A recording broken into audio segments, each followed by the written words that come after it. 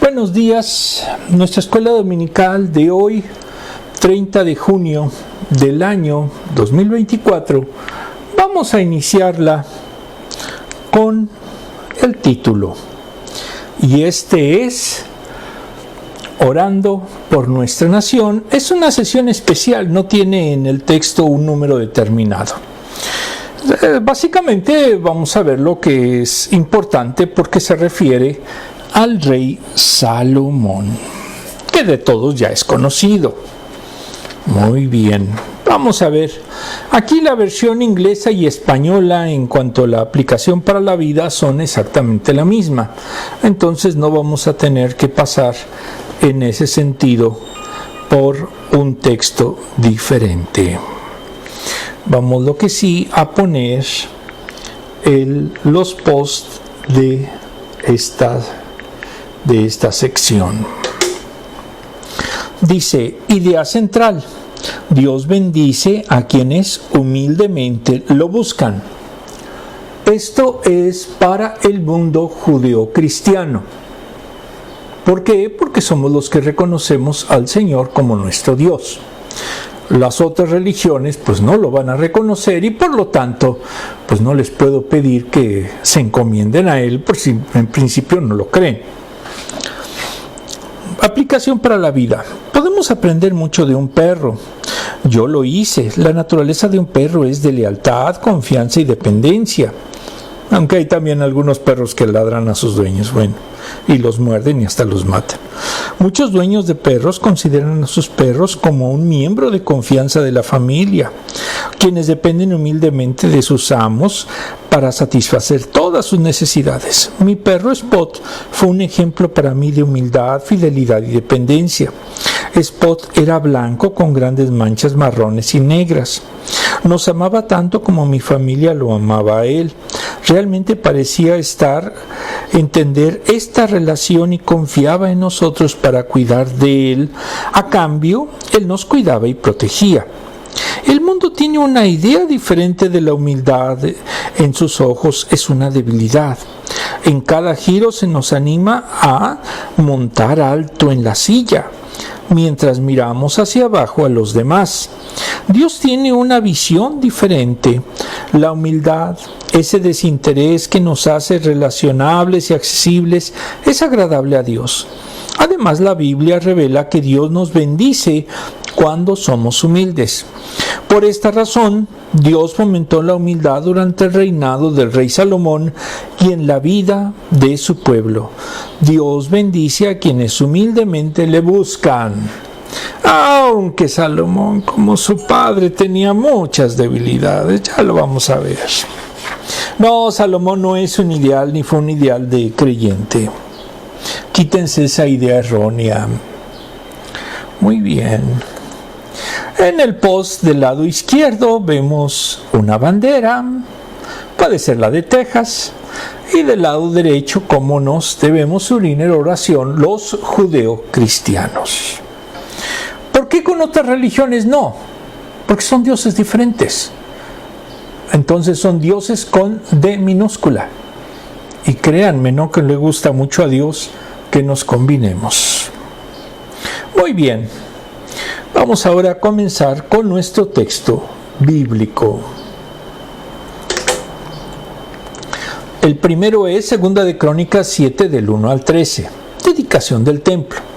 Cuando Salomón terminó de orar, descendió fuego del cielo y consumió el holocausto y los sacrificios, y la gloria del Señor llenó el templo.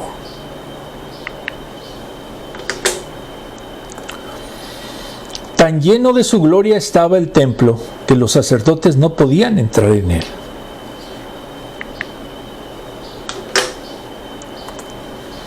Al ver los israelitas que el fuego descendía y que la gloria del Señor se posaba sobre el templo, cayeron de rodillas y postrándose, rostro en tierra, alabaron al Señor diciendo: el Señor es bueno, su gran amor perdura para siempre. Esto se llama posternación. Muy bien, vamos ahora a comenzar con nuestro post. Esta sería una En la realidad no sabemos cómo haya sido el original templo. Esta es una recreación y posiblemente así era. Ya después vamos a ver un mapa del mismo.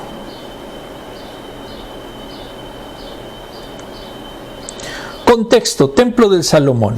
En el libro El verdadero templo de Salomón, de la arquitecta Sonia Hidalgo Zurita, sin editorial, desde el punto de vista arquitectónico, esta autora encuentra un mandato de construcción de un templo en Éxodo 25 del 8 al 9. Y al referirse al primer templo, que por cierto Dios no quiso que lo construyera David, por todo lo pecaminoso que era, el hijo tampoco salió muy bueno, pero bueno. Y al referirse al primer templo construido por el rey Salomón, se encuentra en Primera de Reyes capítulo 6. Para esta autora, los datos de medidas que aparecen en la descripción de Ezequiel faltan en la de Salomón y viceversa, lo que nos lleva a pensar que los dos relatos se complementan y sólo así se entienden mutuamente. Se construyó alrededor del año 932 antes de nuestra era por mandato del rey David. Él le entregó los planos del templo en este caso Salomón. Se tardó en construir 7 años y su palacio y edificio 3 años, y duró hasta el 586 antes de nuestra era, cuando Jerusalén fue capturada por Nabucodonosor. Por lo tanto, duró 240 años. Sus medidas fueron de 500 por 500 codos. Para su construcción, Salomón hizo un censo de los trabajadores de los cantores del templo, reuniendo el material tal como piedras, maderas finas, oro y piedras preciosas. Reyes capítulos 5 y 6 y libro de Crónicas. Se construyó en los altos del monte Moria. Está utilizando como lugar de reunión para rendir culto a Dios. La presencia divina inundaba el templo. El eje principal estaba orientado del este al oeste. Hacia el lado oeste estaba orientada la fachada principal del templo y estaba sobre un monte muy alto. Inició el 4º año del reinado de Salomón y cayó bajo el rey Nabucodonosor II, quien lo destruyó y llevó al pueblo cautivo a Caldea. De acuerdo a mapas antiguos, el templo era cuadrado en lo que es la superficie, no del templo en sí, sino de donde se construyó. Estaba rodeado de canales por donde fluía un río, probablemente el Tiferón. Los 500 codos equivalentes a más o menos a 318 metros por lado. A la cima se ascendía por el lado oeste a través de puentes que estaban sobre arcos. Debieron haber más puentes y caminos que unieran al templo con la parte norte. Para su construcción se calcula que fueron 189.300 trabajadores y además los levitas que veían y supervisaban el progreso. Fue entonces una obra monumental. Vamos a ver el primer mapa.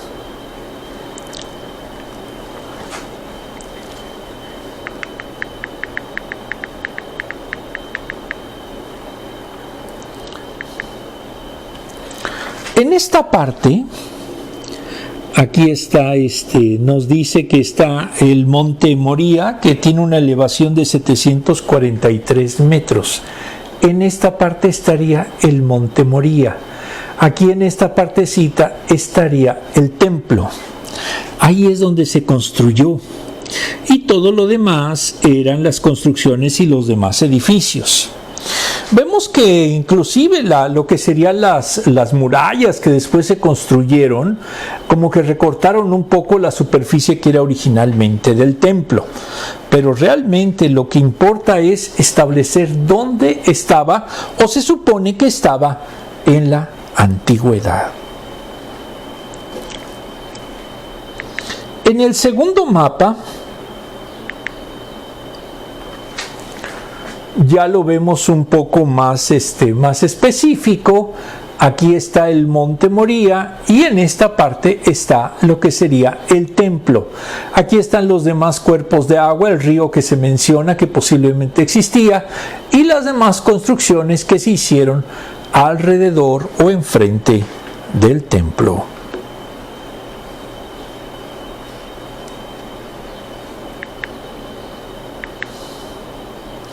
Esta sería la plantilla del templo. Vemos esto ya lo vimos aquí, ya lo vimos nosotros. Ahora vamos a ver la plantilla del templo. Las columnas en su momento del frente, una le pusieron el nombre de Boaz y otra de Jaquín. Esta es la parte del santuario donde se reunía la gente y este es el lugar santísimo donde aquí estaba el arca. Estos eran los demás aposentos y lugares donde se encontraban los utensilios y los lugares que se utilizaban para el culto. Esta parte se supone que estaba cubierta por un velo, pero además estaba un poco más elevada que lo demás. Cabe indicar que el templo de Salomón es utilizado en el mundo esotérico como una representación del universo. Y de hecho la representación de las columnas de Boaz y Jaquín tienen una connotación en el mundo liberal. Es de indicarse también que el gran héroe de la construcción se le llamó o se llamaba Hiram de Tiro, que era en su momento amigo, que era siervo, que no era siervo, era también rey, y que ayudó mucho en su momento a Salomón a poder construir este templo. En la tradición liberal se dice que Hiram fue asesinado por Boaz y por Jaquín. Entonces, en ese sentido tiene una connotación un poco diferente. Pero la orientación inclusive del templo revela que el lado este es de donde sale el sol y el sol se oculta en el lado oeste. Por eso también es un simbolismo astronómico lo que tiene la ubicación del templo. Esto ya lo sabían, ¿verdad? Desde luego. Muy bien. Si no lo saben, mala suerte. Pero bueno, para eso está esta escuelita.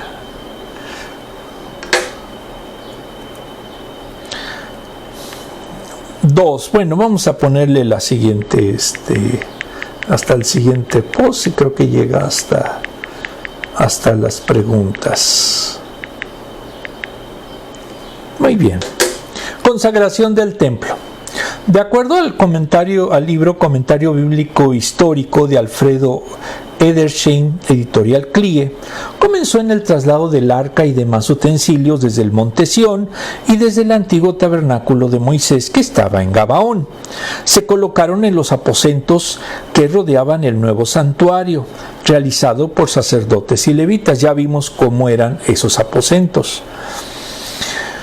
En presencia del rey, ancianos, jefes de las tribus y los príncipes de las casas de los padres de Israel, el arca fue llevada al lugar más interno y a punto de quemar incienso, vino la nube como símbolo visible de la presencia de Dios.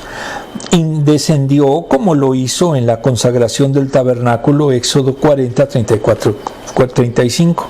Llenó todo el templo de manera que los sacerdotes no podían entrar y después se dirigió al pueblo. En el libro Comentario Bíblico Contemporáneo de René Padilla y otros, editorial Kairos y otras, nos dice que cuando los sacerdotes tuvieron que suspender sus actividades por la gloria de Dios, cuando entra la nube, cuando entra el fuego, es un recordatorio de que a Dios no lo podemos contener en edificios, por muy lujosos que sean, ni en liturgias, por elaboradas que sean, o prácticas piadosas, por que lo sean, o en nuestras doctrinas, por lógicas que sean. Lo que se vea o entienda de Dios siempre será lo que Él en su misericordia y por su gracia permita tener, ver o entender. Y nada más que eso. En la oración de Salomón afirma ser hijo de David, ungido para gobernar su pueblo, constructor del templo. está cargada de gran solemnidad. Se arrodilla ante el altar sobre la plataforma de bronce en presencia de todo el pueblo y extiende sus manos al cielo. Es 6 del 12 al 13. Y al consagrarlo pone el sello final al asentamiento del pueblo, la tierra prometida. Todo lo que pasó Moisés por 40 años en el desierto, todo en su momento lo que fue la conquista de Josué, los jueces, Saúl y después David, todo se consolida en ese templo. En el mismo libro de René Padilla, aquí se llama oración en la congregación, en la consagración. La oración comienza exaltando a Dios por su fidelidad al pacto, 6.14, cumpliendo la promesa que Dios le había hecho a David, 6.15. Este pacto conlleva una condición: quien se acoja a él deberá comprometerse a caminar en obediencia a la voluntad de Dios, 6.14. Salomón ruega para que nunca falte descendencia, 6.16 a 17. Desglose. En Segunda de Crónicas se registra el reinado de Salomón, hijo de David, quien construyó el primer templo. Fue un rey de paz, aceptó con humildad el manto de rey y por medio de la oración reflejó los valores piadosos, cuando pidió a Dios un corazón receptivo para juzgar a su pueblo, sabiduría. De hecho, él se considera como el creador de gran parte del libro de Proverbios, algunos salmos, el libro de Eclesiastés y algunas otras cosas que hizo.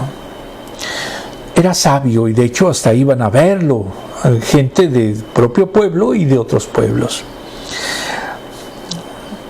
Y también en su momento a discernir entre el bien y el mal, Primera de Reyes 3.9. Dios le dio sabiduría para gobernar, también le dio riquezas y honra, versículo 3. Construyó el templo rivalizando con cualquier edificio de la época.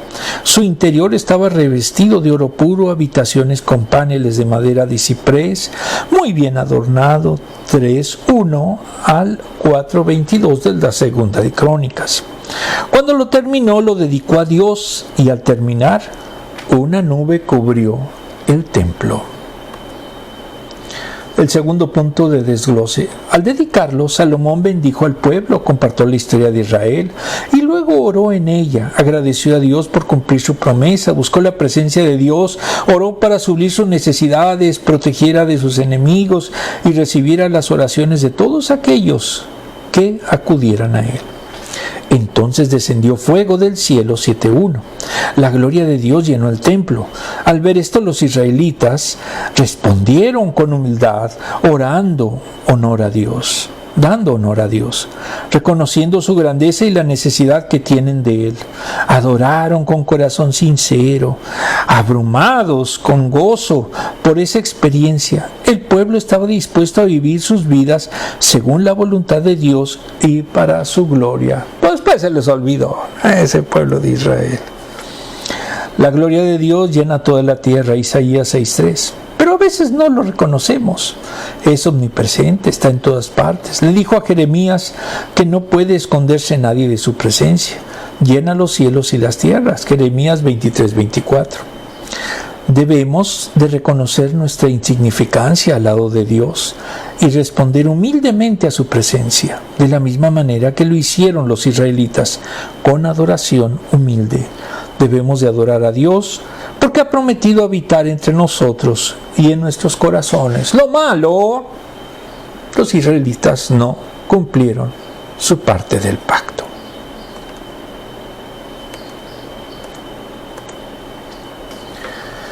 Preguntas. Aquí no hay diferencia entre la de español y de inglés, por lo cual es la misma. ¿Cuál es la mascota familiar más inusual de la que has oído hablar o has conocido? En lo personal me ha tocado ver que hay gente que tiene tarántulas, que hay gente que tiene serpientes, y pues yo no sé qué tan cariñosas puedan ser, pero bueno, son sus mascotas, yo las respeto y no quiero verlas, no quiero esas mascotas en mi casa. De hecho, no tenemos ninguna mascota. Segunda, ¿qué aprendemos acerca de la gloria de Dios en estos versículos? Que con Israel se manifestó de viva, esto es, con fuego, con nubes. Debe de ser en su momento impresionante, Para los musulmanes decían que eso no podía ser y que eso era un demonio, lo cual es una verdadera, en su momento, estupidez, es una verdadera tontería. ¿Por qué razón? Porque la gloria de Dios a Israel se manifestó de esa manera. Los musulmanes pues nunca vieron una manifestación así, porque su profeta pues ni era profeta, ni tampoco su supuesto Dios hizo ningún beneficio para ese pueblo, solamente les llenó las ideas de humo de los aleccionados de Mahoma, su supuesto profeta. Muy bien. Segunda de Crónicas del 12 al 16, pacto de Dios con Salomón. El Señor se le apareció una noche y le dijo: he escuchado tu oración y he escogido este templo para que en él se me ofrezcan sacrificios. Recordemos que el pueblo judío pues sí le encantaban los sacrificios. Ahí los protectores de animales no creo que les haya gustado mucho. Cuando yo cierre los cielos para que no llueva, o le ordene a la langosta que devore la tierra, o envíe peste sobre mi pueblo,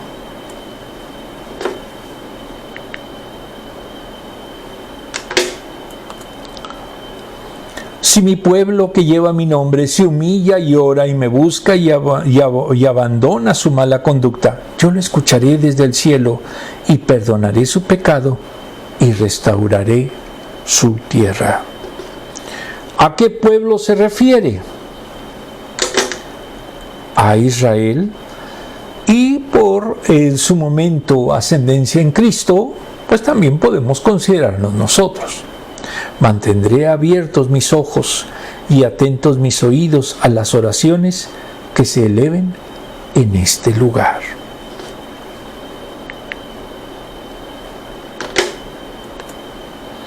Desde ahora y para siempre escojo y consagro este templo para habitar en él. Mis ojos y mi corazón siempre estarán allí. Pero esto es condicional a que el pueblo de Israel, y en el caso la cristiandad, no desobedezcan sus mandamientos. ¿Por qué? ¿Qué pasó cuando lo desobedecieron? Adiós templo. A Dios no le importan los templos. A Dios no es que ustedes construyan un templo muy hermoso, ya con eso va a estar feliz. No es cierto. A lo que le importa a Dios es que verdaderamente se viva su espiritualidad cotidianamente. Y eso no se obtiene con bonitos edificios, se obtiene con verdadera entrega al Señor de corazón. Sí, de corazón. ¿Lo hacen ustedes? Pregúntenselo.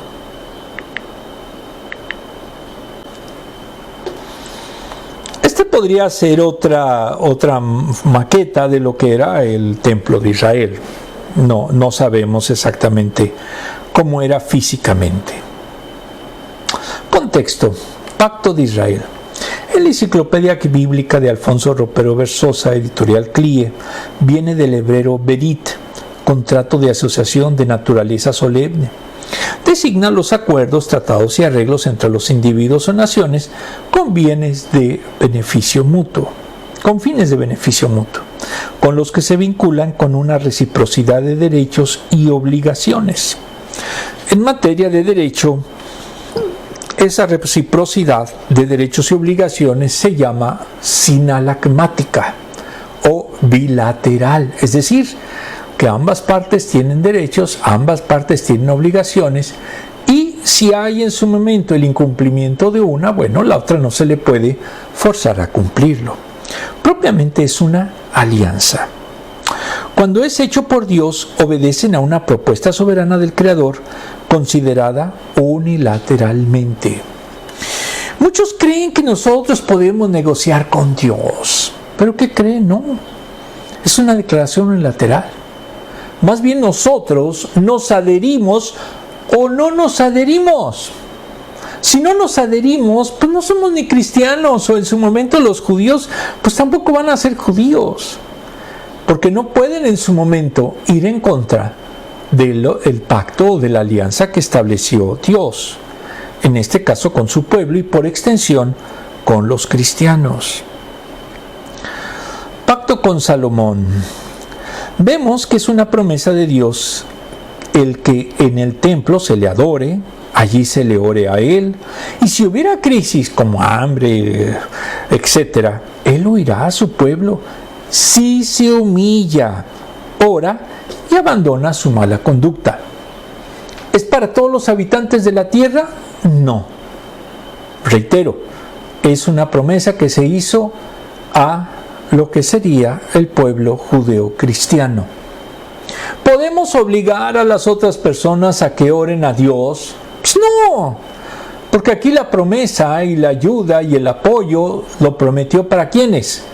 Para los que se humillan y creen en Él, no para los que no creen en Él. Pues de nada servirá que pidan ellos también. ¿Por qué? Pues porque no creen en Dios. Es simplemente un montón de palabras sin sentido.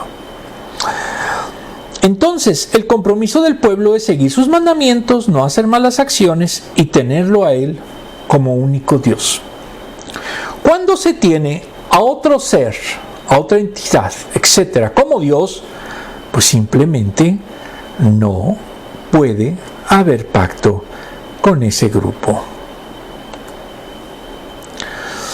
Le promete a él descendencia, versículo 18, pero está condicionada. Si el pueblo no cumple con su pacto, entonces los desarraigará de la tierra que les dio y repudiará el templo y los convertirá en esmerreír de todos los pueblos, versículo 20, lo cual cumplió. E hizo que el pueblo de Israel fuera cautivo, formando lo que se conoce como la diáspora. Con Dios no se juega. Israel jugó con él, Israel lo traicionó, Israel adoró a otros dioses, empezando por el propio Salomón. Salomón no fue un creyente, así muy devoto de Dios. ¡Ay, su sabiduría! ¡Qué bien que lo dice Salomón! Pero no cumplió lo que predicaba, no cumplió sus compromisos que hizo con Dios. Entonces Dios abandonó a Israel. Y después vamos a ver qué les costó hasta el exilio. Desglose. Adoraron a Dios y respondieron hacia su presencia y gloria en adoración. El templo se había terminado. Ofrecieron alabanzas y sacrificios para consagrar todas sus áreas. Duró la fiesta 3 semanas.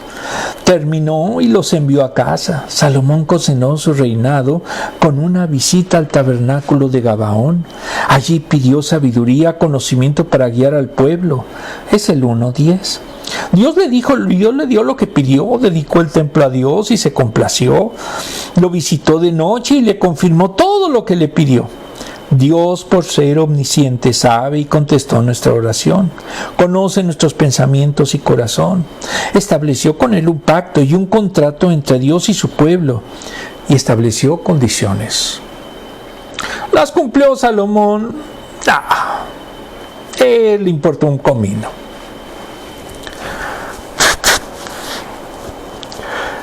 Las condiciones son: primero, deben humillarse.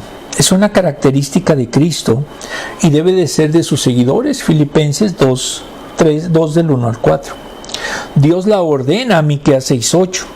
Asociada a esta está la gracia de Dios, Proverbios 3:34, y la guía de Dios, Salmos 25:9. Debe adoptarse como una característica fundamental. ¿Lo hacemos? Hay mucha gente muy altiva, hasta de los propios cristianos. Segunda, deben orar. El templo debía ser casa de oración, con humildad. Así respondería a su pueblo. Siempre debemos mantener reverencia a Dios y un deseo sincero de estar a la altura de su nombre. Deben buscar su rostro, Salmo 105:4. Buscamos vivir su presencia, nos relacionamos con Él. El tercero sería, debemos buscar su rostro, Salmo 105:4, es decir, buscar vivir su presencia, nos relacionamos con Él. Nosotros no tenemos a una estatua que adoramos, no adoramos a imágenes los verdaderos cristianos. Yo no hablo de otras sectas que sí las tienen y hasta las llevan en el cuello y todo. Pues no son cristianos. ¿Por qué? Porque lo importante es vivir lo que es a nuestro Dios y sobre todo a Cristo. Cuarto, Debemos apartarse de los malos caminos. El pueblo no siguió siempre el buen camino. Debemos arrepentirnos y volver a él. Insisto, el pueblo judeo-cristiano. Si no se arrepienten, pues no están siguiendo a Dios, ni cumplen sus mandamientos, ni pueden pedir sus bendiciones, ni mucho menos el perdón de sus pecados y estar con Él eternamente. Vamos a ver las promesas de Dios no han cambiado. Las condiciones que estableció Israel son las mismas que nos ofreció a nosotros. E insisto, a los judeocristianos. El mundo y este país han sido devastados por el pecado. Buscan vivir como quieren y están separados de Dios. Pero si nos humillamos, los judeos cristianos, nada más, oramos y buscamos el rostro de Dios mientras nos alejamos de nuestros malos caminos, entonces Él escuchará y sanará esta tierra para los que crean y oren a Él. Los que no creen, los que tienen a otros dioses, pues no podemos pedir por ellos. Simple y llanamente es su decisión. Y dentro de la mística judía, lo más importante que Dios dio al ser humano es el libre albedrío. Entonces, es cierto, ellos quieren o no quieren estar con Dios, es su decisión.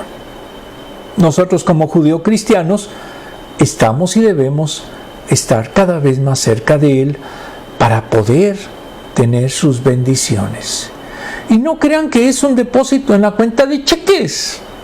No, sino que realmente nos dé fuerza, nos dé inteligencia, nos dé amor y nos dé las condiciones para poder sobrepasar cualquier crisis. Porque ¿saben qué? Dios existe y hay milagros y debemos de dar gracias a Dios por esos milagros. Muy bien. A ver, esto debe de ser una labor individual que después se traslada a nuestras iglesias. Si el arrepentimiento y la dependencia se arraigan en las iglesias, impactan a nuestras comunidades y luego a nuestro país, sería un gran avivamiento. Pero, insisto, a nivel judeo-cristiano. Si ven ustedes que con todas las manifestaciones de Dios, un ateo dice, yo no creo, pues no cree, y ya. Como dicen en México, otra cosa mariposa. ¿Ok?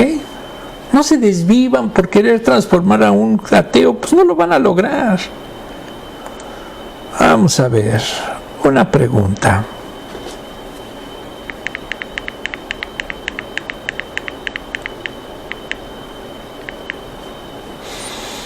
¿Cómo sería si una nación se humillara ante Dios? Insisto, solo vamos a hablar de que cómo sería que los judíos cristianos de una nación verdaderamente se humillen ante Dios. ¿Por qué? Porque los demás tienen derecho a creer lo que quieran, al menos en este gran país. Aquí, en su momento, los fundadores, los que crearon nuestra Constitución, no establecieron una religión obligatoria para sus ciudadanos. Es más, muchos de ellos ni siquiera tenían una religión, muchos eran gnósticos. Entonces, aquí hablamos solamente de los habitantes judeocristianos que verdaderamente, si se humillan y oran ante Dios, ¿qué pueden hacer? Pues mejorar sus vidas y que sean bendecidos. Pero no podemos hablar a nombre de una nación en la que más de la mitad no son ni creen en Dios.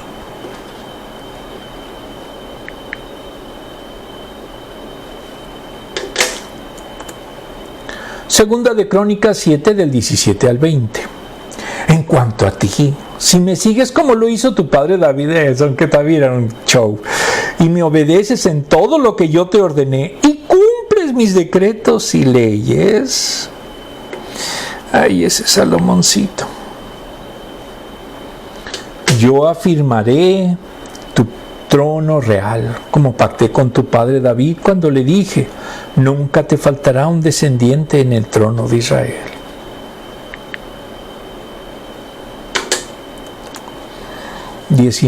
Pero si ustedes me abandonan y desobedecen los decretos y mandamientos que les he dado, y se apartan de mí para servir y adorar a otros dioses.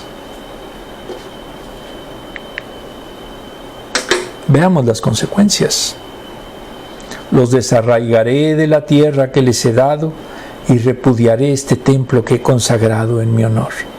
Entonces los convertiré en el hazmerreír de todos los pueblos. Y sí, Israel llegó a ser el hazmerreír de todos los pueblos. Para que tengan una magnitud de lo que fue la diáspora, los puntos azules son donde se fueron muchos judíos. ¿A todos lados? A todos lados prácticamente. Entonces, ahí es donde están comunidades judías. Ahora, muchos de ellos, como el caso de la comunidad judía de aquí de América y los cristianos evangélicos de aquí de Estados Unidos, pues damos gracias a Dios y oramos y creemos y nos humillamos ante Él y queremos que en su momento recibamos bendiciones. Pero no podemos orar por los demás, porque si ellos no creen en Dios y ellos en su momento, al contrario, luchan contra Dios, etc., es su decisión, es su libre albedrío. Y Dios no nos dijo que pusiéramos por espada nada, ni que tampoco hiciéramos leyes para imponer nada a los demás. Esa es una verdadera aberración doctrinal de un grupúsculo que se llama nacionalismo cristiano, que quiere regresar al tiempo de la Edad Media, en donde solamente había una religión y hacían verdaderos destrozos de los derechos humanos de todos los demás. Eso yo no lo quiero, ni tampoco Dios lo quiere, porque Dios no ordenó, como si el Islam lo hace, que a punta de espada se dominen a los demás. Eso no es el amor divino. Muy bien. Únicamente predicando el Evangelio. Bueno, para eso nos mandó que hiciéramos discípulos.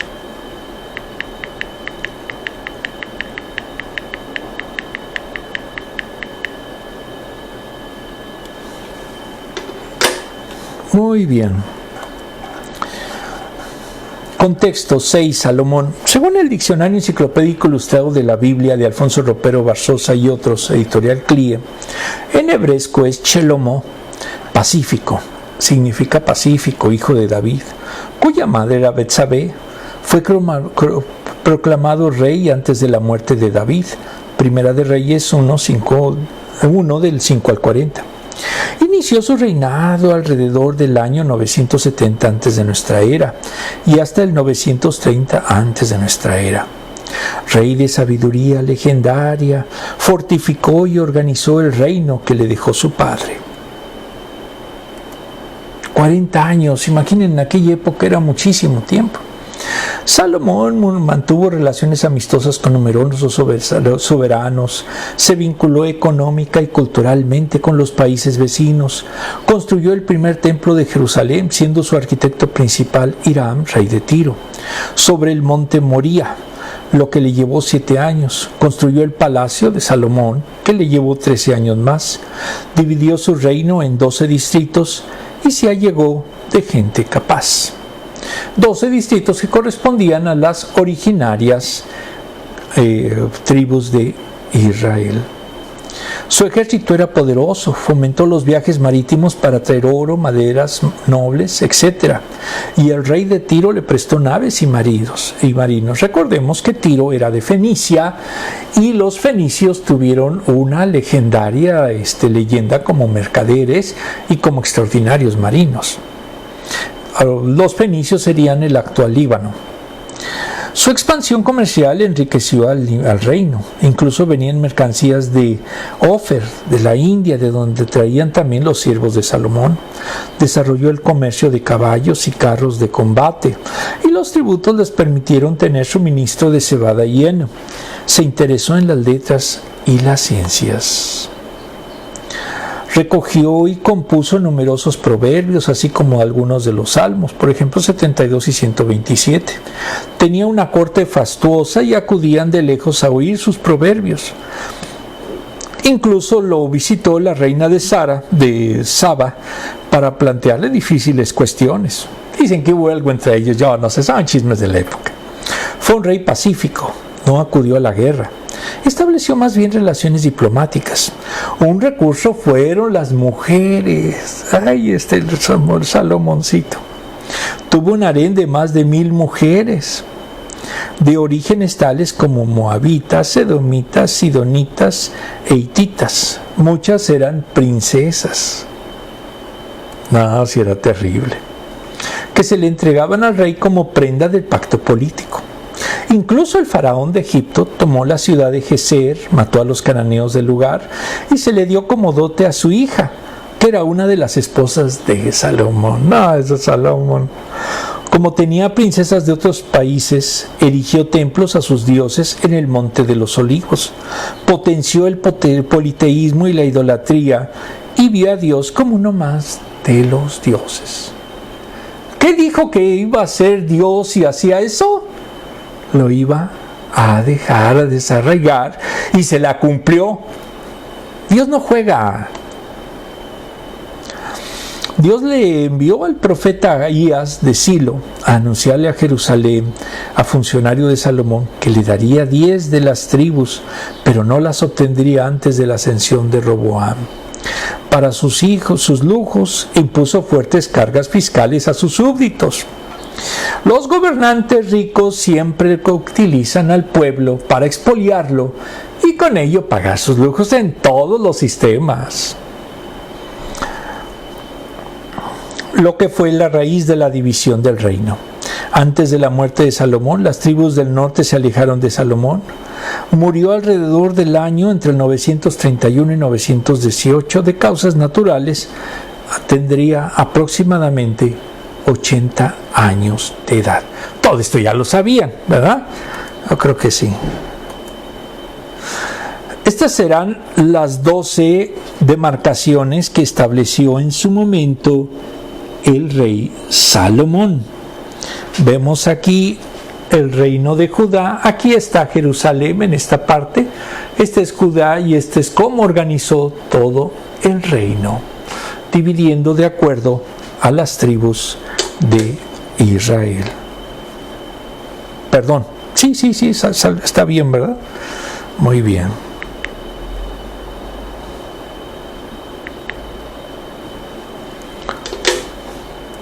Ahora,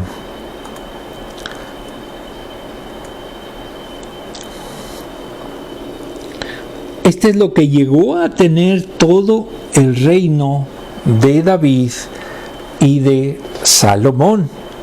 Vemos que prácticamente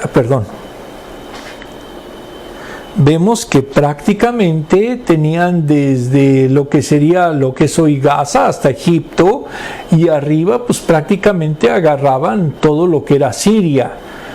Toda esta parte, Cisjordania, etcétera, eran parte de lo que era el reino de David. En la parte azul fue lo que quedó como el reino de Israel, y la parte roja fue lo que quedó el reino de Judá. Como vemos, el reino de Judá fue el que primero se separó y también el que primero cayó. Dentro del reino, el reino de Israel. Dentro del reino de Judá,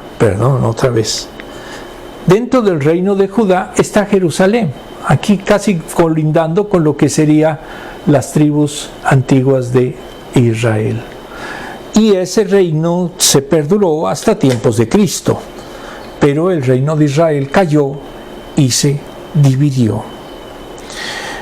Decía Jesucristo que una casa no puede permanecer si está dividida. Y es lo que pasó con Israel. De ser una gran potencia en su tiempo, pasó a ser un paria. ¿Por qué? Por la soberbia y por incumplir las promesas a su Dios. Eso hay que aprenderlo. Insisto, para los judeocristianos.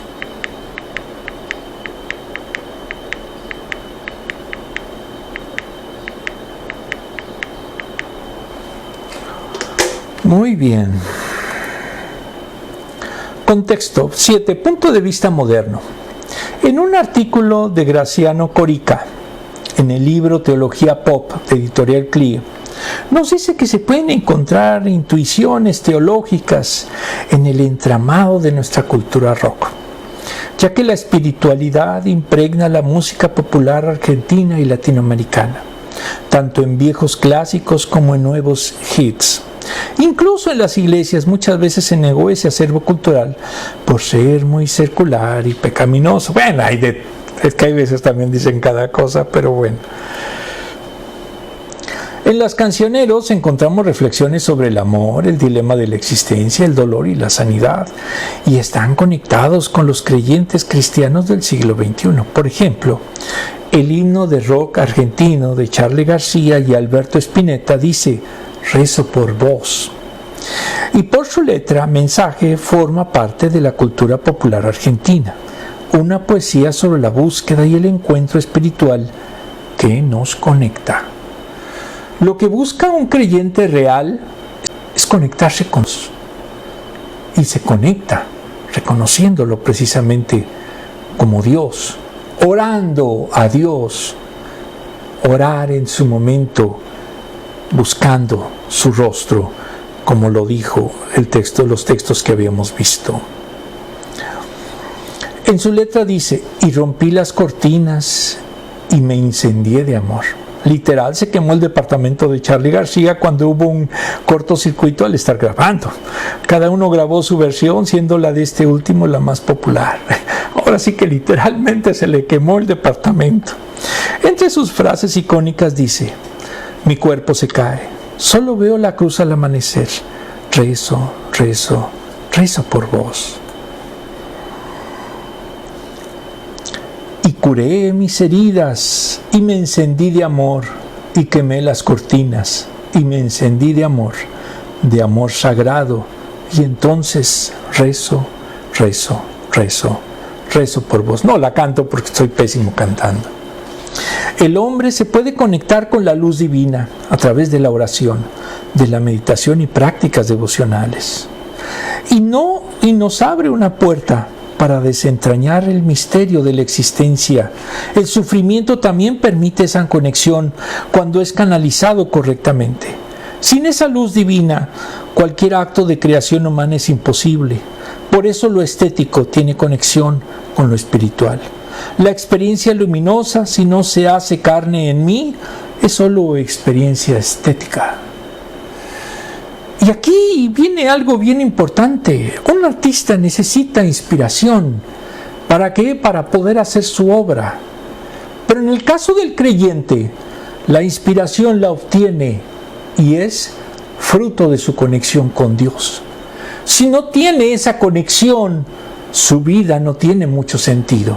Si a veces estamos en una crisis y no doblamos nuestra rodilla para que nos dé la respuesta, entonces no estamos buscando realmente su rostro y no podemos llegar a sanar nuestras heridas y no podemos resolver nuestras crisis, porque hay que tener cada vez más ese vínculo luminoso con nuestro Creador. Para Merleau-Ponty, la presencia estructurada, articulada de la carne permite la aparición de la llamada luz natural. Es donde el sujeto y el objeto se hacen presentes unos a otros y se refleja la indómita luz que se hace carne. El cuerpo cobra vida y hace mundo, construye sentido desde una experiencia profunda de su sentir y pensar. De esta experiencia encarnada que conecta lo luminoso con lo que hace mundo y construye sentido. Porque si algo tiene experiencia mística y espiritual auténtica, está integrada en la vida cotidiana. Lo fundamental es la experiencia desnuda de lo divino que se manifiesta en lo cotidiano. Todo lo demás se da por añadidura. ¿Qué significa? No es orar por orar y repetirse todos los proverbios y los salmos. Eso no sirve de nada. Están perdiendo ahí su tiempo. Es conectarse con Dios y que esa luz maravillosa divina realmente se anide en nosotros y nosotros podamos verdaderamente conducirnos de acuerdo a esa luz. No es hacer nuestros caprichos. El peor niño educado es aquel que le cumplen sus caprichos, porque cada vez lo van haciendo peor. La educación entraña que verdaderamente entienda la bondad de los padres y que él asimile y que él la viva a diario, no que se le toleren sus travesuras y haga lo que se le pegue su gana. Eso no es educar, eso es echar a perder a un niño. Por eso el orar entraña tener esa conexión, pero esa conexión se necesita ser viva, no es abstracta, es concreta y debe de ser en nuestra existencia. El camino de la espiritualidad exige la sublimación de lo cotidiano. Es buscar un éxtasis ordinario, vivir en un estado de conexión constante, como Pablo dijo, estén siempre alegres y nunca dejen de orar. Primera de Tesalonicenses 5 del 16 al 17. No es fácil de seguirlo. Venga tu reino, hágase tu voluntad. Representa que el cielo viene a la tierra. Es el reino del cielo el que se acerca. Es una expresión suprema de la experiencia mística y de la unión con Dios. Indómita luz se encarna en nosotros cuando el ego caído muere y resucita en su auténtica identidad. Lo que es la realidad, la vida nueva, es eso, una resurrección del ser. Dejar al hombre viejo atrás y comenzar una nueva conexión, una nueva y verdadera vida en Dios y en Cristo. Desglose. Dios nos ama y quiere un avivamiento que restaure a la tierra.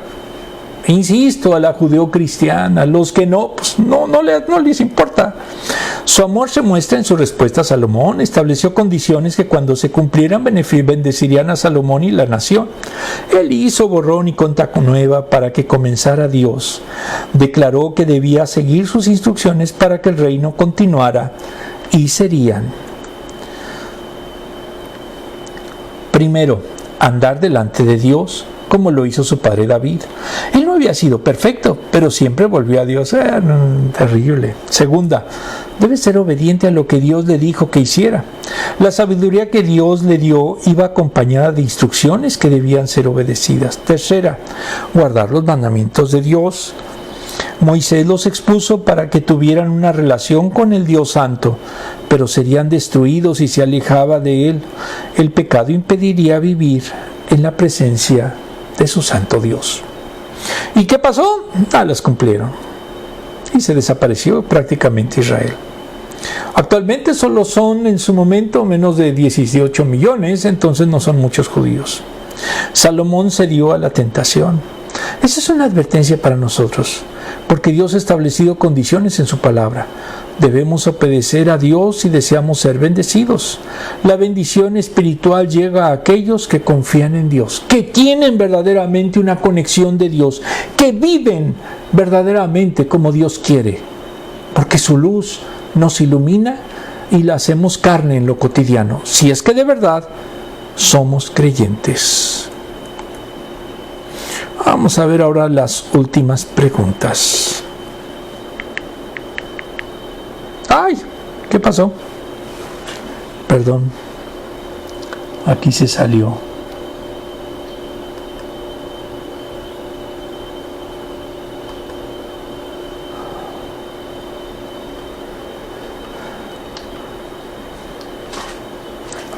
Ahorita la llegamos.